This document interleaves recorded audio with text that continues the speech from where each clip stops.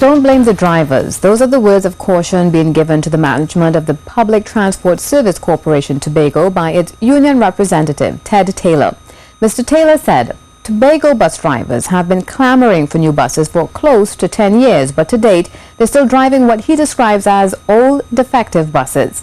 As a result, the drivers are working to rule. This all stems from an incident where a PTSC bus plummeted over a precipice in Lance Formey on Monday morning, claiming one life and injuring several others.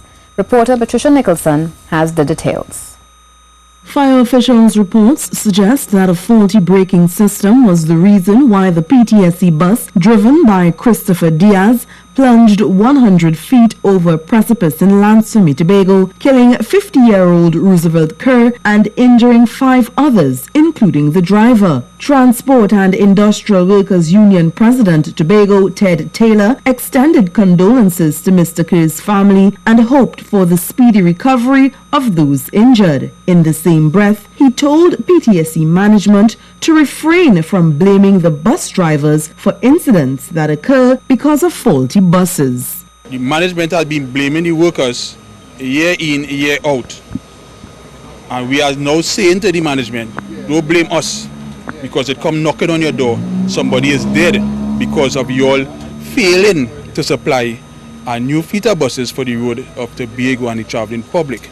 He said for years, under the various managements, the bus drivers have been pleading for a brand new fleet of buses for Tobago, but that has not happened. Mr. Taylor said the drivers are forced to operate defective buses. And he said the management is yet to speak to the other drivers following Monday morning's incident. What the management did in Tobago here is ran up to the hospital to try and ascertain statement from the driver.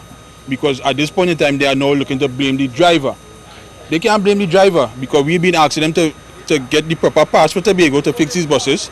And let us put on record, these buses has passed their duration time on the road, 7 years. The drivers are now working to rule. We are not going to shut down the service. Let us make it clear. We are not shutting down the service. We are working with the corporation rules.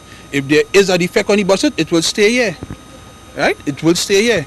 Back in April, Assistant General Manager PTSC Henry Cook had told the Joint Select Committee, which held a session in Tobago, that the public transportation situation in Tobago was highly untenable. Mr. Cook said the fleet of buses was very old. JSC Chairman Ian Roach had responded by saying urgent attention must be placed on the matter.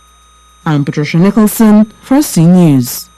The Public Transport Service Corporation has extended condolences to the family of Roosevelt Kerr, who died in this morning's accident, and assures that they will keep in contact with the family to offer any assistance and counseling.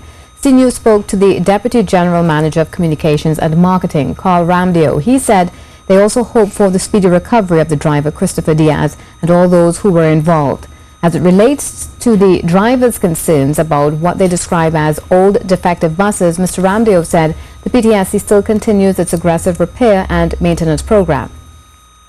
We continue to ensure all our buses are safe and secure. Safety is paramount to the operations here at PTSC in Trinidad and Tobago. And, we continue to upgrade all our fleet complement. With respect to, we've just recently put in new engines in the buses in Tobago, and we've recently had mechanics from China on the ground here, as well as the supervision of the Tobago operations engineering. Continue to have the eye of the engineering department in Trinidad. He said they won't compromise the safety of their drivers and the commuting public. Tomorrow, a meeting will be held with the general manager and the chairman of PTSC. They will be in Tobago as well, and the workers will have an opportunity to speak to both gentlemen on the way forward, and they will be able to put forward some of their concerns they have raised.